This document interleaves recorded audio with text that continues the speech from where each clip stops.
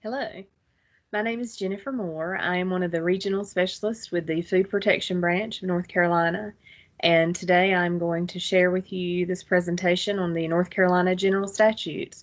So we're going to learn a little bit about the law that allows us to do the work that we do here in North Carolina in environmental health, in food protection with food, lodging, and institutions. And this is a little bit difficult material sometimes, not the most exciting, but it is the foundation of the work that we do. Eventually, somebody will say to you, what gives you the right to tell me what to do in my facility? Who are you to regulate me? And how can you just come in here and tell me these things that I have to do? The answers are in the general statutes. That's where permission is given. We are directed to take action in some situations by the general statutes. And we're going to navigate a little bit in the general statutes through this presentation, so maybe you'll understand how to find those things when you need them. So general statutes, GS is the abbreviation you will see for that, and 130A-227 through 130A-250 is what's covered here. So your answers to questions about how you can do what you're doing in your work come from here, and we're going to talk about the law a little bit. So we've got a lot of numbers that come up on the screen. When you look for our North Carolina General Statutes, you can Google, do a search for these things. Chapter 130A is Public Health. Article 8 is your sanitation. And Part 1 is general. So general information about these general statutes, general, is in this part. 130A-227, that's the numbers, the number system for what you want to look up. And there's actually a website link here that you can access as well. So in 130A-227, there's the establishment of the programs and definitions of things that we regulate, and even definitions of things we don't regulate, because you will find that too. There are some exemptions to our regulation, and you need to learn about those, because those are things that we don't regulate because maybe another agency regulates them, or they just don't fall under the law that requires regulation. So you want to become a little familiar with these parts of the general statutes. You also might want to remember that you will hear the term department and secretary, and department is referencing the Department of Health and Human Services. So DHHS, you'll hear that acronym quite a bit. The secretary is the Secretary of Health and Human Services. So that gives you the direction on the person and the agency that says that this information in the law is correct and what we use to base our regulations on.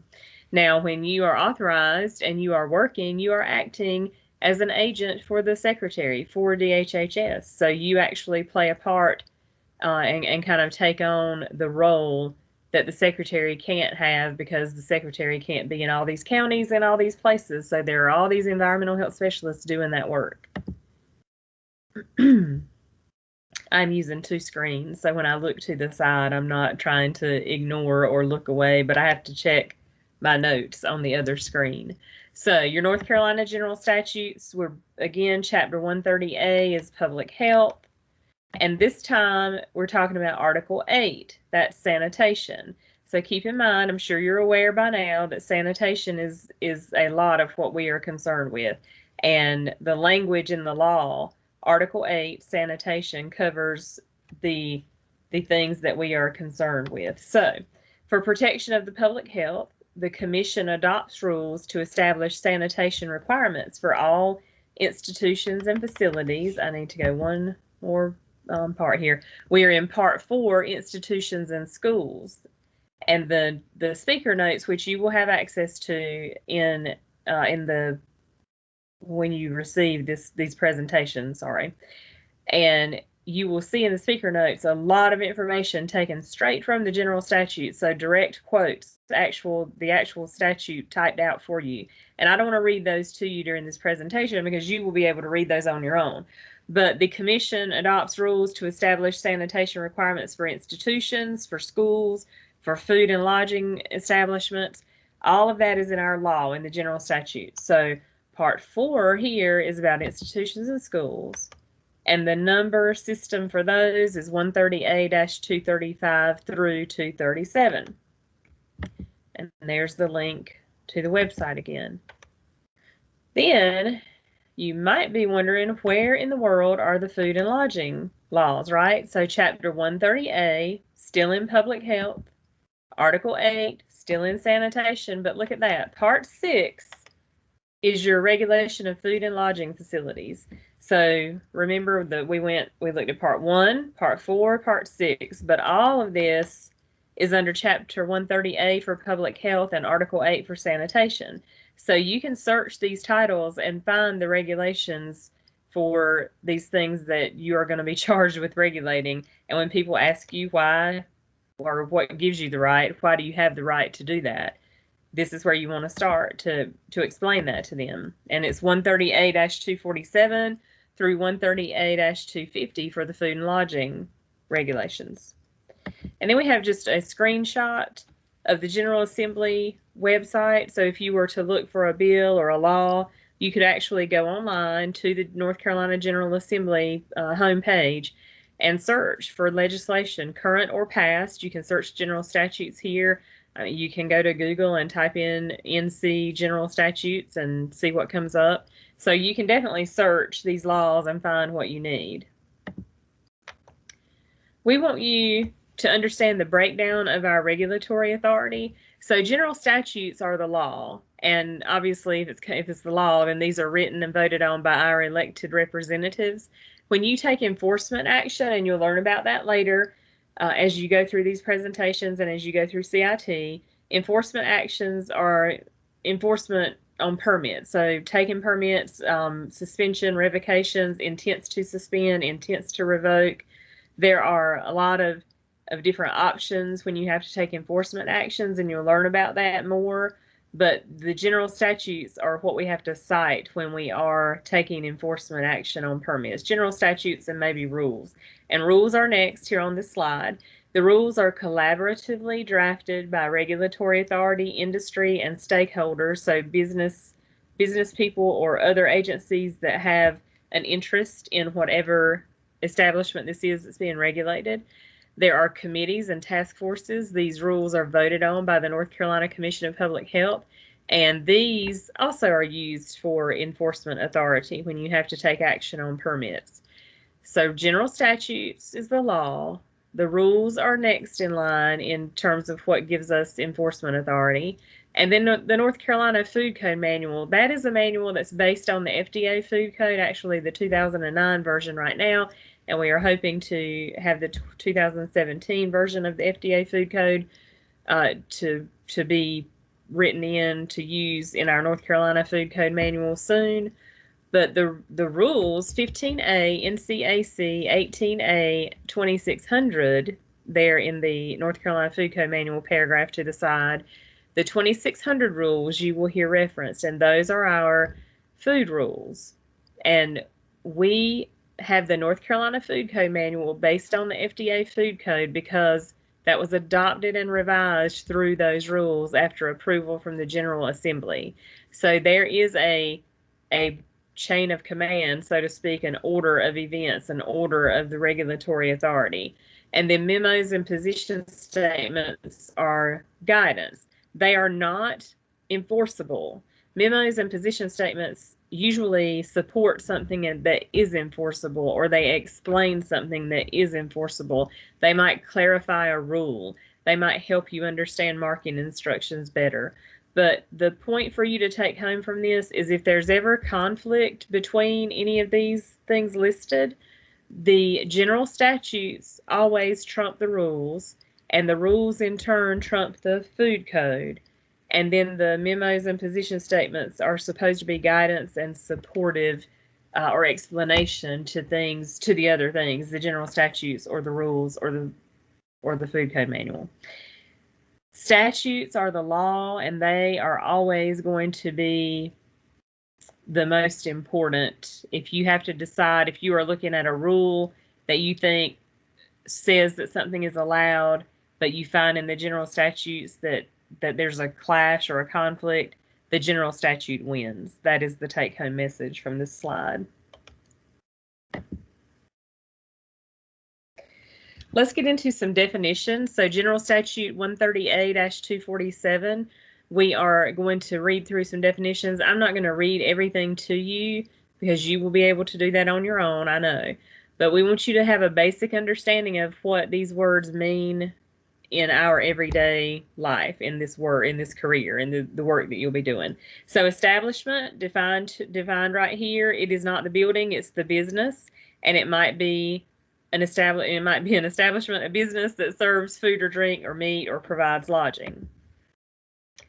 Permanent house guest, there's some information there. You're going to hear later that a permanent house guest, that this situation might be on an exemption list where they're not regulated, but just be aware what means or what makes a permanent house guest. Room and board for a week or longer, an assisted living, guest of people that are in a house that may or may not be regulated. We'll get to that in a minute. Let's look at the private bar definition. This has come up quite a bit recently, but a bar is defined in General Statute 18B-1000 4E, and we actually have that it should be 4A. I'm going to explain that in just a minute.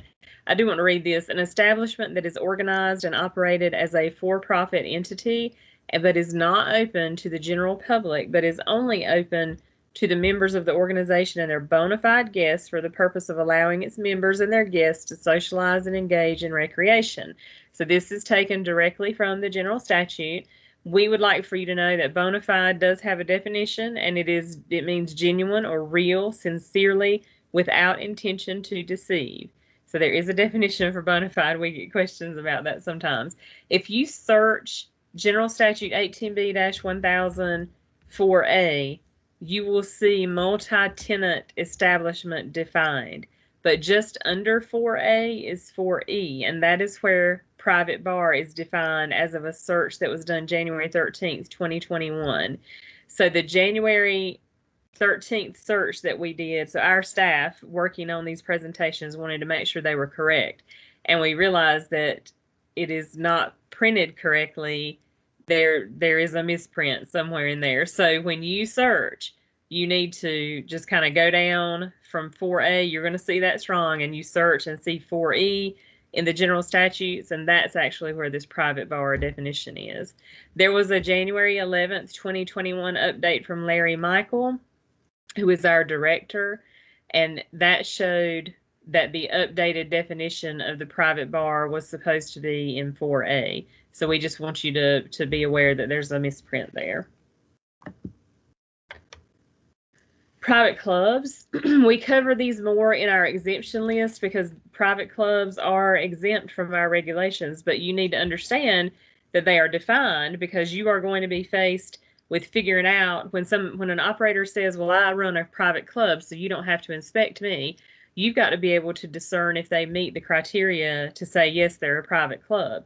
Now, the burden is on them to show you that they are a private club and to provide the information. It's not your job to make them fit, but it's their burden to show you if they meet this definition, and it's your job to know how to figure out if they meet it or not. So the 4 criteria for private clubs: maintaining a selective membership, being operated by the membership, they cannot provide food or lodging to anybody who's not a member or a guest, and they've got to be incorporated as a nonprofit corporation or exempt from federal income tax. So those are the things that you will look for or ask for from the private club operators that will be trying to claim that exemption. And again, we will go over the exemptions again a little bit later. Okay, let's talk about the ABC permits. Food or drink for sale while holding an ABC permit usually does require health department regulation, and that comes from the ABC Commission. There are exceptions to that rule, and that's private bars and private clubs that meet the definition in our statute. So remember, I just said you've got to get familiar with the definitions because you may be faced with making a decision about whether an operator or an establishment needs to be regulated or not. So you've got to know where to find that information. A lot of the general statute knowledge that you need is about how to find it, not memorizing the general statutes themselves, but learning how to find what you need when you're trying to figure out where an establishment fits. And then we've got some screenshots to show you what the websites look like. This would be the ABC Commission of North Carolina. You could search permit types for facilities in your jurisdiction to see if there's a private club, private bar permit, wine shop permits. But this is where you would go to that website. And then there's some more information. And this describes the permit types, including private clubs that are exempt from our regulations. So this is a different agency. ABC Commission is different from DHHS, from our agency, but we all work together, and we need to know what kind of permits the bars or private clubs have, that you might have to talk to the operators and figure out where they fit, where do they get regulated, because it's not always us. Now, more definitions. Regular boarder, a person who receives food for a week or longer. That is very similar to the one we just spoke about, the permanent house guest in number 1, the earlier definition. The exemptions to regulations cover both of these, and we'll get into that a little bit more when I get to the exemption slide. Establishments that prepare or serve drink. So if they're serving beverages that are made from raw apples or TCS, PHF, that potentially hazardous foods, or time temperature controlled for safety fruits or veggies, you're going to learn more about TCS. You'll know all about TCS foods by the time you finish CIT. But bars using glasses, so multi-use utensils, juice bars that are using TCS foods, coffee shops that use real china or reusable mugs. These are the types of establishments that we are concerned with regulating. Establishments that prepare or serve food, so cooking, putting together, portioning food, setting out food, handing out food. Now, there's an exemption called giving away food, free food. Free food is not regulated. Food samples or just somebody giving away hot dogs that they cooked. So free food is not regulated, and that's covered in the general statutes a little bit later as well. More from the definitions. Just keep in mind we're still in 130A-247, so we're still going over definitions that you need to just at least be aware of and know where to find, because you're going to be asked to deal with the regulations on these establishments, and we like for you to know how they are really defined in the law. A bed and breakfast home offers bed and breakfast accommodations, no more than 8 guest rooms, and that's for a period of less than 1 week. And back in 2017, this general statute was amended for the type of food, the amount of meals that could be served, and that we get into that here. So they're not serving food or drink to the general public. They're serving to the people that are lodging there. But they can serve the breakfast meal, the lunch meal, the dinner meal, or a combination of those meals to overnight guests of the home. Now, some of you may remember when bed and breakfasts were just that. You slept there and you had a fancy breakfast there, right? But now they can actually do lunch, dinner, or a combination, as long as they meet the other parts of this law, this definition. So the price of breakfast has to be included in the room rate, and then that bed and breakfast home has to be the permanent residence of the owner or manager of the business. And that was bed and breakfast home. Now, bed and breakfast inn offers bed and breakfast accommodations. This is no more than 12 rooms, at least 9, but no more than 23 people per night, and again, less than 1 week. I made a note, just in case any of you catch, that bed and breakfast homes was 5A, and you might wonder why bed and breakfast inn is number 6 instead of 5B. But it's because extra numbers are built into the laws as space holders for laws that may be passed in the future. So you will see numbers skipping around, and that is usually why, because there's been space built in to hold for future laws. Here's another slide on the bed and breakfast inn. Same as the home, they can serve any combination of breakfast, lunch, and dinner, as long as the price of breakfast is included in the room rate, and still it's only to overnight guests of the home, and the facility has to be the permanent residence of the owner or manager. Limited food service establishments, you will hear the acronym LFSE thrown around a lot, but LFSEs, limited food service establishments, prepare or serve food in conjunction with amateur athletics. Think concession stands for parks and rec ball, little league, that kind of thing. Concession stands at schools where you've got, that could be what, anything, basketball, soccer, softball, baseball, football.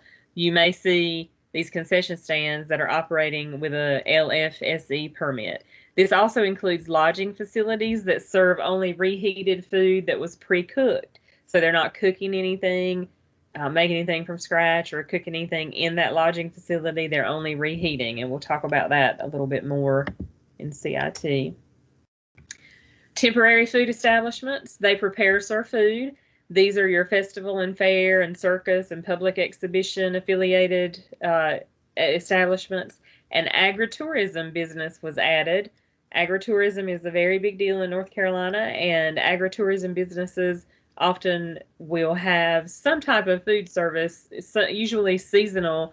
I'm thinking about your Christmas tree farms that during their season they may sell, hot dogs and hot apple cider and hot cocoa and who knows what else, during their season. And so they might need a temporary food establishment permit. Pay attention to the days that they can operate. They cannot exceed 30 days in one location unless they take advantage of the special 15-day extension. So they can be granted a 15-day extension as long as they're in that same location. And when they ask for that extension, they are evaluated by the local health department, local regulatory authority, and found to be in compliance with all the rules. So their setup still looks good, good food handling, they're meeting the rules, then they can be granted a 15-day extension. So yes, a temporary food establishment could conceivably stay in place and operating for 45 days. Brewery, microbrewery, is in the picture there, but breweries now are defined. They are an establishment licensed under General Statute 18B-1104 that are not engaged in the preparation of food on the premises. And the term food does not include beverages. Sometimes we will say food includes the drink as well, but it does not in terms of the brewery definition. Now let's see what actually gives it, what more authority we have in some of these facilities. So we have this quote here. This is straight from the General Statutes. For the protection of the public health, the Commission shall adopt rules governing, and there are several things that we have rules governing. So establishments that prepare or serve drink or food for pay, there are rules for that. There are rules for establishments that prepare and sell meat, food products, or poultry products. Think meat markets, right? That should ring a bell and sound familiar. We've got rules for hotels, motels, lodging for pay, bed and breakfast. We've defined those already. And I find it very interesting, if you look at A3 here on this slide, that the rules have to address certain things. We are not limited to these items as far as what the rules can cover, but I think it's important to know that the General Statute demands that certain things shall be covered in the rules. And that's what's sort of paraphrased here from the General Statutes, that we're kind of ordered by the law to make sure that the rules cover these things. There's a grading system in North Carolina. Most of y'all are probably familiar with that by now. And that we have an A, a B, a C grading system, and that was given to us in the law, in the General Statutes.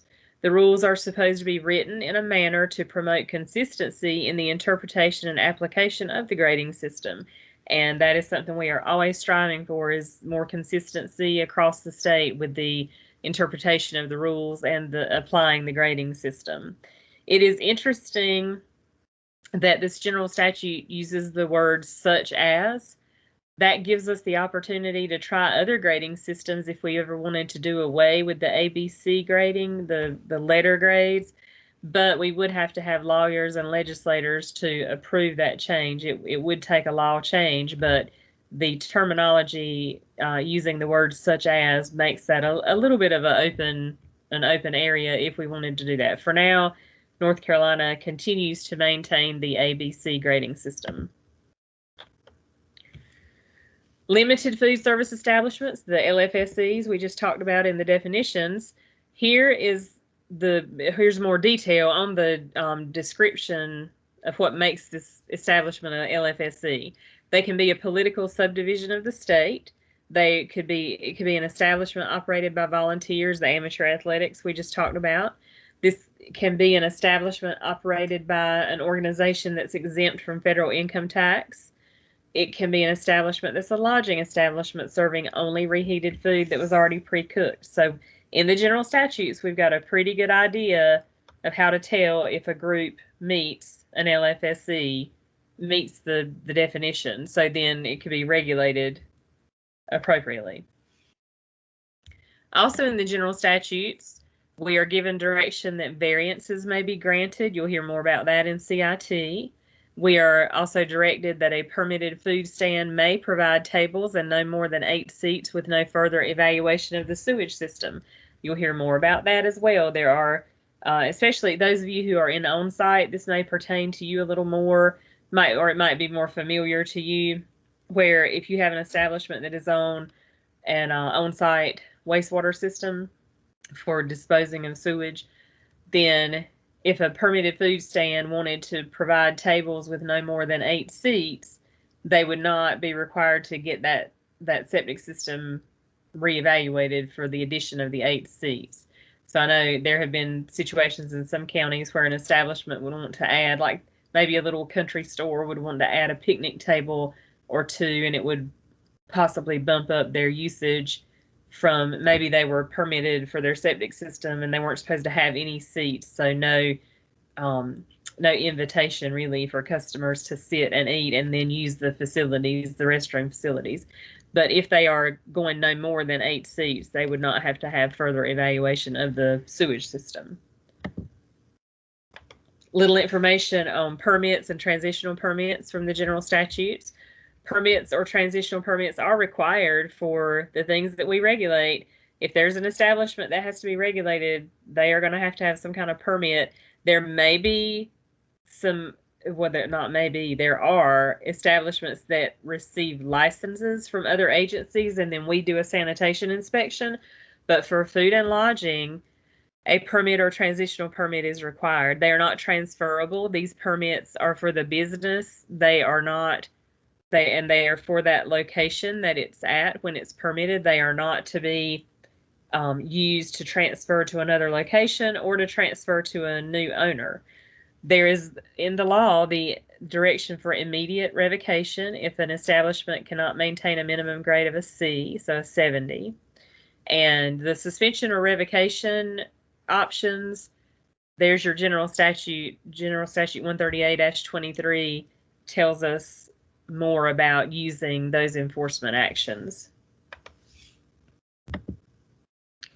For transitional permits, these, and not just transitional, permits do expire after an establishment has been closed for 1 year. So that's regular permits. Forget what I started out with transitionals. That's in Part C. But here in B1, permits expire after an establishment has been closed for 1 year unless it's involved in a contested case hearing. So you'll hear, when you're working in your county, you'll hear your coworkers, your supervisor, you'll start to learn about putting establishments in a C category or a B category. They're in an A status code because they're active. If they go into a C status code because they're not open and you don't really know why, they can stay in that C status for a year. And that might mean that's going to mean that you haven't inspected them for a year. And at the end of that year, their permit expires or goes away. Now, if you have reported them in a C for half the year and then they open back up and you get to inspect them, then they've been inspected. That year, you're no longer counting. Even if you go back again and they're closed, the year starts over. So it's got to be 1 year where they are truly closed and you don't get to inspect them, and then their permit expires. Transferring ownership, this is where there may be an application required to get a whole new permit, or there might be a need for a transitional permit. And you will hear more about transitional permits when we get to that part. I just want you to understand it's listed in the general statutes and that we are given information here on what this means. That a transitional permit, if you're issuing a transitional permit because of transfer of ownership, the old permit becomes void. You can have multiple permits at the same physical address. So there's just lots of different options where permitting is concerned to try to meet the needs of that operator. We also have push carts and mobile food units. Some of you may already be familiar with that. So these are in the general statutes.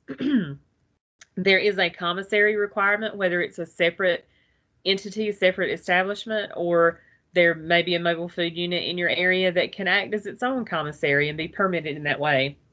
And then there are mobile food units that are located on the premises where a facility has at least 3,000 seats. So think huge venues.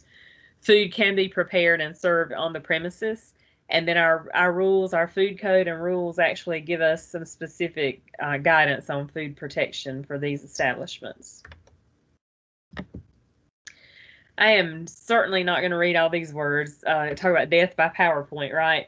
And the general statutes have lots and lots of words on the slides, and I know sometimes it's hard to get through it all, but we just want y'all to have this information in one place so that you can find what you need. Hopefully it'll be helpful to you.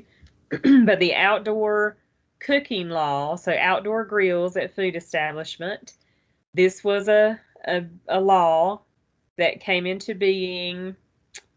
Now, I'm not sure if it was 2016 or 2017, but we actually had a position statement to come out with all this information because we knew that the counties needed specifics on what had to happen in order for an establishment to utilize outdoor cooking. So Senate Bill 24 amended North Carolina General Statute 13248 by adding this new subsection about outdoor cooking. And I'm just going to let you do the reading here, but be aware that if an establishment wants to take advantage of this outdoor cooking, they have to meet every part of this law. Are there places that are using it now? Yes, there are. They have to comply, though, with every piece you see here, 1 and 2 on this slide, and there's 3, 4, 5, 6, and 7. So there's a lot of information here that they have to meet. Some of the hardest things I think for operators to maintain is the constant supervision. They can't just leave the grill outside of their establishment and go in and do other things or leave it out all night, cooking something overnight. They can't do that. And the fact that there has to be concrete or asphalt underneath the grill, there are some establishments that did not realize that when they wanted to start using outdoor cooking, they thought they could just have the grill on the grass or gravel. That's not what the law says. It's very specific. Take-home message from this is if you run into questions about outdoor cooking, call your regional specialist and we'll try to help you. And here is another really new law, the allowance for the reuse of oyster shells. Once oysters are shucked and cooked, the shell can be reused if it's boiled for a minimum of 10 minutes, dried, refrigerated the day the oyster is shucked, and reused within 48 hours.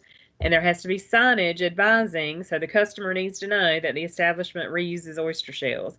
And that, again, this law is like the outdoor cooking law in that all parts of this have to be met in order for an establishment to utilize it. Some more parts of General Statute 138-248 cover the fees that are charged by the department. The fees in general for having a permit in North Carolina, I believe it's $120 is the fee. I had to think, sorry. And then if it's not paid on time, there's a $25 late fee. And then if that's not paid, there's a $150 reinstatement fee. So we always like for establishments to understand when they get that bill, they need to go ahead and pay that $120 because it could end up costing them $295. Plus their permit can be suspended by the Inspection Statistics and Fees Department. I'm going to have to drink a little water. I'm so sorry.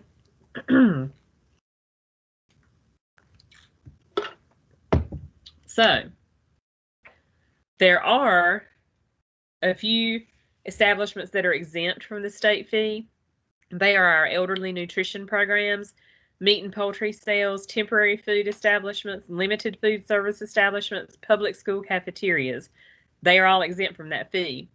But your typical food and lodging establishments are going to have to pay that fee for holding a permit. Let me mention the plan review fees. Your county may have its own plan review fee.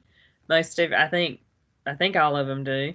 And the fee for the state to review, so our state plan review department reviews plans for your franchise and chain facilities, and that fee for the state is $250. So any county in North Carolina can charge up to $250 for their plan review fee.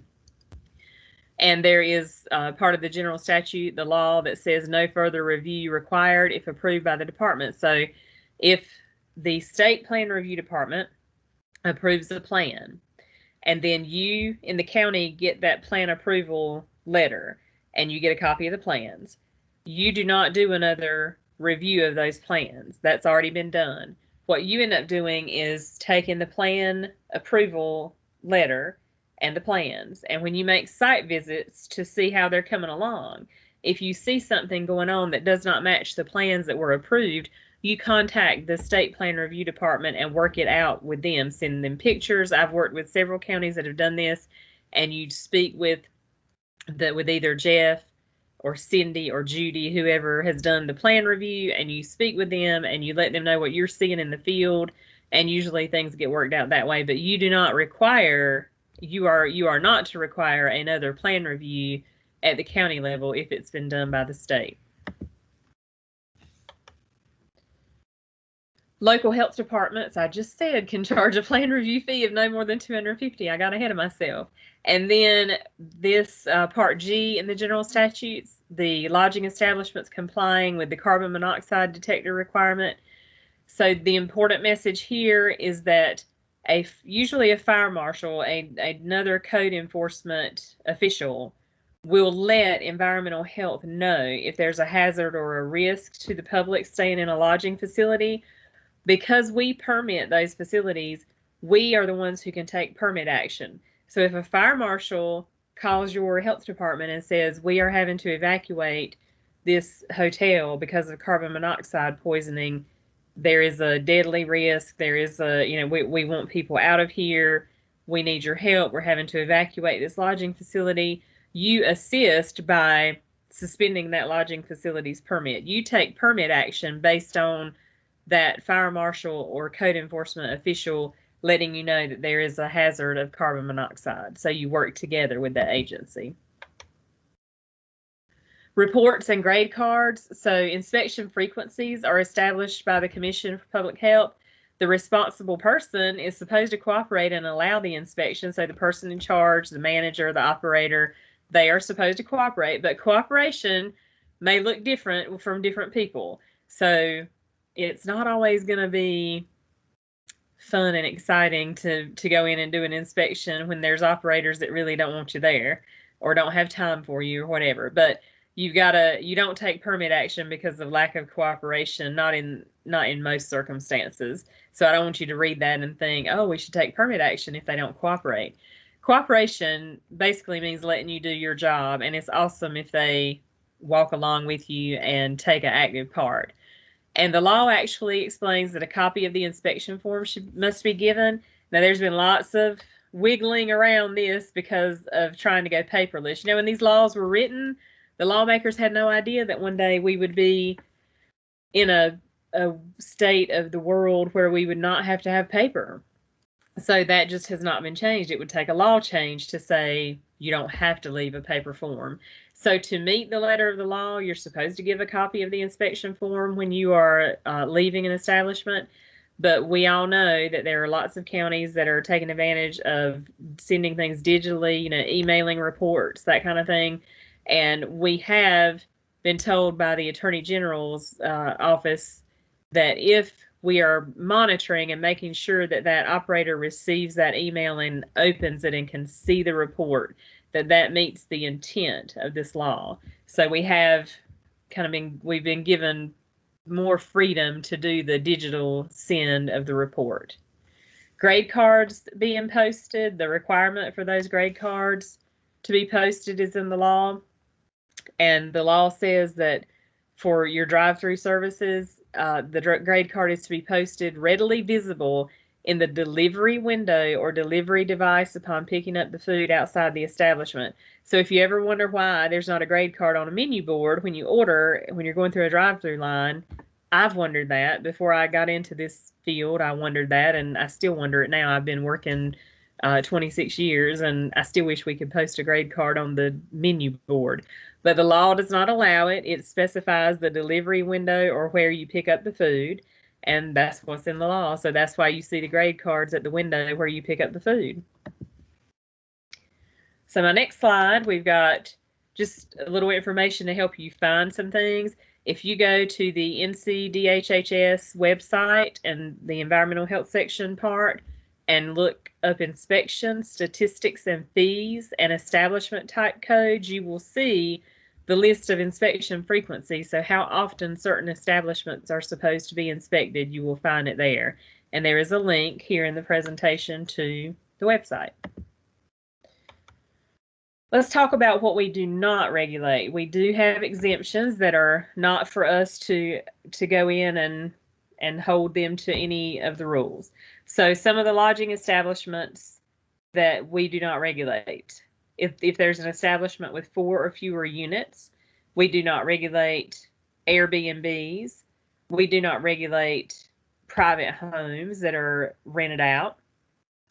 And we do not regulate condominiums, privately owned units, privately owned apartments.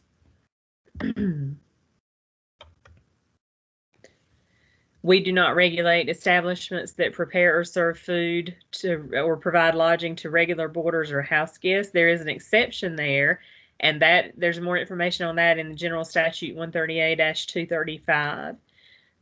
We don't regulate private homes, private bars, private clubs, curb markets, which to our knowledge, curb markets operated by Ag Extension, there's one in the state, and it is in Wayne County, which is where I live. And the curb market there's been a lot of discussion about that curb market because there have been times when Ag Extension said they were not operating it, but at this time they are still not under regulation, and they are to be operated by Ag Extension to be exempt from regulation.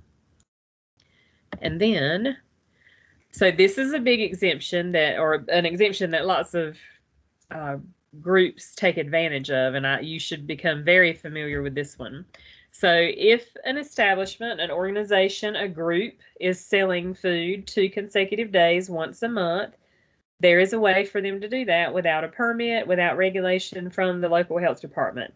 They have to be incorporated as a nonprofit corporation or exempt from federal income tax, think about churches, or a political committee.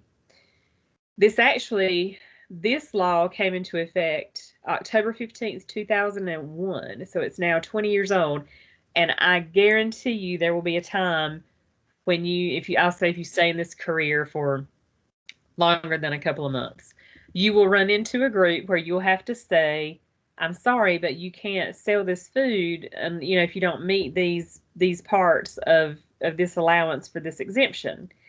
And they will say, well, that must be a new law because I've been doing this every year. We have always sold, barbecue chicken plates once a year for our family reunion. And you will be able to say, well, it's almost 20 years old, the law. So I'm sorry you didn't know about it, but here it is, because it's not new. It's not a new law.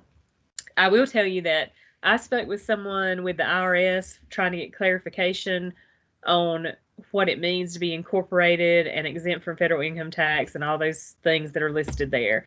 And I spoke with a person, not a computer, and that representative said that it looked like our statute was a little bit weak because the word or is in it instead of and, because he explained that you could have a business that would become incorporated as nonprofit, but would never follow through with becoming exempt from federal income tax.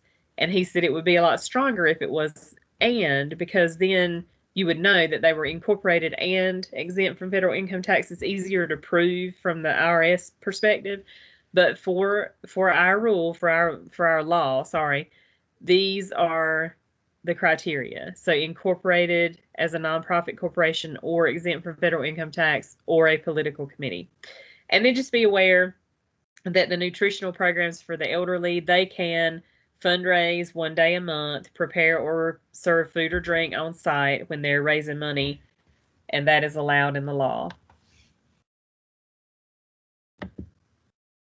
Some more exemptions: drinks made without raw apples or other potentially hazardous food, using single-service cups, so your throwaway cups.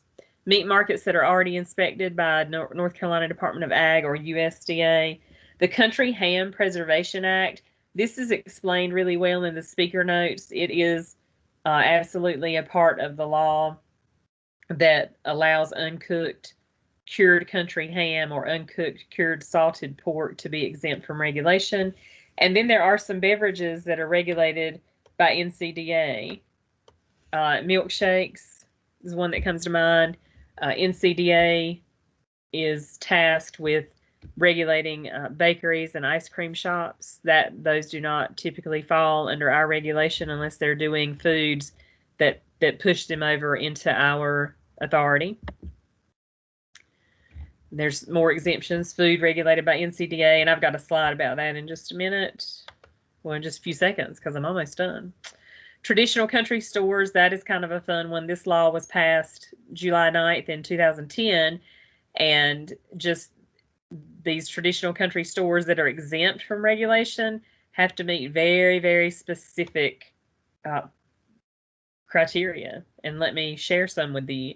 They are country stores that sell uncooked sandwiches or similar food items, engage in minimal preparation like slicing bananas, spreading peanut butter, mixing and spreading pimento cheese, and assembling these items into sandwiches. I'm not kidding y'all, that is in the law. And it's in the speaker notes, so I'm going to leave it for y'all to read at your leisure. But just be aware, some of these exemptions have come about because maybe an operator was connected to someone who could help make a change politically in their favor.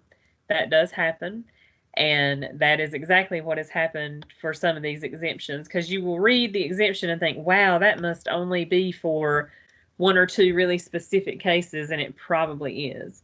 So read through it so that you'll kind of have an understanding of the exemptions there. And mostly we want you to know that there are things that are exempt from our regulation.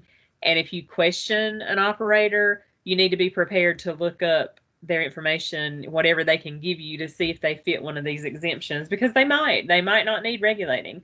But bear in mind what I said earlier, the burden is on them to provide what you need so that you can look up these things in the general statutes and find out if they need regulating or not. Let's see. Now we've got a copy of our jurisdiction chart. I know that's going to be hard to read without zooming in on it, but here's a little bit closer look. So I want you to understand at the top there, this food and beverage jurisdiction chart is broken down to show what's under the authority of our group, which would be Environmental Health Services, North Carolina DHHS, Environmental Health. And then FDPD, you've got your Food and Drug Protection Division. So NCDA and CS has Food and Drug Protection Division and Meat and Poultry Inspection Division. So there are going to be things that are regulated by them and not us, or us and not them. So if you look at this chart, you should be able to put the food item you're questioning in one of these categories and figure out if it's EHS, which is our group, or NCDA and CS. And you'll see a lot of the bakery items right there at the top of the list. Okay. This little picture is to show you, trying to get through my notes, I'm so sorry. I got behind on my other computer. So this is just to show you some jurisdictions, some real world examples, okay? The pictures that are outlined in kind of a red or peach, I think it's more red than peach, but they are NCDA. So you've got your shaved ice, you've got your cakes, you've got your bakery, your baked goods, your donuts there in the far right corner where it says baked fresh to go. And then you've got the lavender outline. These could be regulated by us if they are already in a facility that we regulate. So you got the nacho cheese and chili dispenser, the soft serve ice cream, because, you know, think about the fast food restaurants or even full service restaurants that might have an ice cream machine and you're already in there inspecting them. You're going to have to look at the soft serve machine as well. And then the boiled peanuts, if those are being sold in an establishment that we don't regulate, there's no permit there because there's no other food service. So think about like a little convenience store that sells no other food that we would regulate, but they do sell the boiled peanuts. That might fall under NCDA, where if they have a permit because they are also selling pizza and hot dogs and chicken or whatever and boiled peanuts, that's going to be our regulation. And then the kind of yellow outline there where the corn on the cob is in the corner and the cut vegetables, that is definitely our regulation there. Those are foods we regulate. So that was just to give you a little glimpse at some real life examples. And then here's some contact information from North Carolina Department of Agriculture and Consumer Services. You might want to take a picture of this slide and just file it away because you will often need to get information from them to talk about jurisdiction and regulatory authority. It comes up more than you would think. And then we've got a few other general statutes that I just want you to hear that there are other statutes that are not in that group that we've talked about thus far. These are found in a different area, but they are important for our work because they have to deal with how we enforce or our enforcement authority. The right of entry, because you've got to be able to get in to do your job. And typically, I hope you have not had a hard time getting into establishments thus far if you've done any practice work. But throughout your career, there will be times when people will challenge your right to come into their business and do your job. So you need to understand that there are statutes that give us that right of entry. There are statutes for injunctions, so supporting us getting an injunction to enter a facility. Embargo authority, where food is set aside and has to be tagged and held until a judge can decide what to do with it. There's general statutes for that. Suspension and revocation of permits and participation in the programs of the state. These are different statutes from where I just gave you the definitions and the things we regulate and the things we don't. This is a little bit different. So these are in a different place in the general statute world. And then appeals. Anybody that you regulate, they have the right to disagree with you. And in that disagreeing, they may want to file an appeal because they may want someone to help determine if they were treated fairly or not. So in the general statutes, they're given 30 days for this type of appeal. And we want you to understand that it is our job when we are doing our regulatory work to confer the right to appeal to these operators. If they disagree, if they have a problem with something that you have done or said in their establishment regarding the inspection, they do have the right to appeal, and the general statutes cover that. And our documentation and our communication has to make sure, we have to make sure that we are doing the right thing and letting them know that they have the right to appeal. So when you can look up these statutes that are listed at the top of this slide, 130A-17 through 24, they will give you a little more reading entertainment, you know, outside of the general statutes that we talked about through the definitions and what we regulate and what we don't. And I believe that is the end of general statutes. I hope you've learned a little bit, and I hope that now maybe you know where to look when you are trying to show that you have the right to do your job. And just that foundation of the work we do is found in the general statutes, and it's really important to know that the law gives us the authority, and we have different avenues that we take, different tools in our toolbox to help operators see why they need to be in compliance. And this is just kind of an overview of the things that you will need to become familiar with as you move on forward in environmental health. So thanks for listening. Bye.